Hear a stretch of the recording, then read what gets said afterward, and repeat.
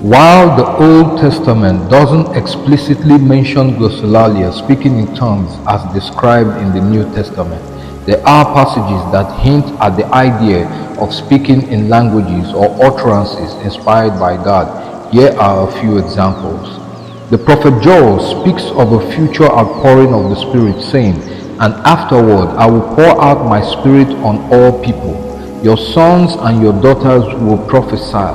Your old men will dream dreams. Your young men will see visions." Joel 2:28-29. This passage is significant as it describes a time when God's Spirit will be poured out on all people, resulting in prophetic utterances, dreams, and visions. While not directly referencing glossolalia, the passage is cited in Acts 2:16-21 as being fulfilled on Pentecost, where speaking in tongues occurs. Isaiah mentions strange tongues and other lips that God will speak to his people, saying, "Very well then, with foreign lips and strange tongues God will speak to these people." Isaiah 28:11. This passage suggests that God will communicate with his people in ways that may be unfamiliar or unexpected. Some interpret this as a reference to speaking in tongues or languages not previously known. Other Old Testament passage describes instances of prophetic utterances or ecstatic experience, such as 1 Samuel 10:5-6. The prophet meets Saul, and the Spirit of God comes upon him, causing him to prophesy. 1 Samuel 19:20-24.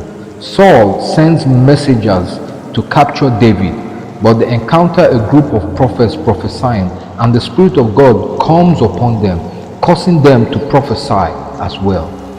These passages demonstrate that the Old Testament recognizes the phenomenon of prophetic utterances and ecstatic experiences, which may be related to the concept of glossolalia.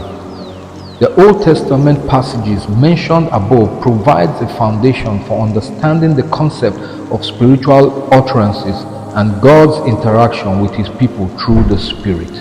The New Testament further develops the idea of glossolalia, particularly in the context of the Holy Spirit's work in believers' lives. On Pentecost, the disciples speak in tongues, declaring the wonders of God in languages they had not previously known. Acts 2:4-11. This event marks a pivotal moment in Christian history, as the Holy Spirit's descent empowers the disciples to spread the gospel message. While the Old Testament doesn't directly mention glossolalia, passages like Joel 2:28-29 and Isaiah 28:11 provides insight into the concept of spiritual utterances and God's interaction with his people through the Spirit. These passages lay the groundwork for understanding the New Testament development of glossolalia, particularly in the context of the Holy Spirit's work in the believers' lives.